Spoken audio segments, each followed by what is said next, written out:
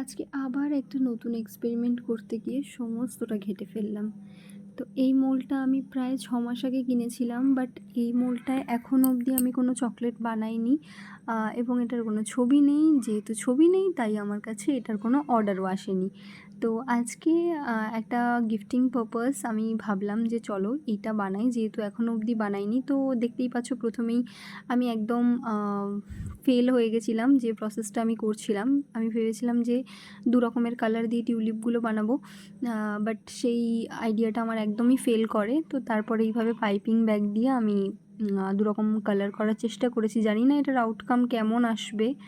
আর এটা কিন্তু পুরো 3D মোল্ড রয়েছে। ছবিটাতে দেখতে খুবই সুন্দর লাগছিল। আমি জানি না যে আমি কতটা কী করতে পারলাম। যাই হোক, আমি হট পিঙ্ক আর ইয়েলো কালার দিয়ে টিউলিপগুলো রেখেছি আর বাঞ্চটা এরকম গ্রিন দিয়েছি। এটা যেহেতু অনেকটা থিক মোল্ড তাই এটা সেট হতেও একটু টাইম লাগবে। ফাইনাল লুকটা আমি তোমাদের সাথে নেক্সট ভিডিওতে শেয়ার করব। Stay tune. Bye bye.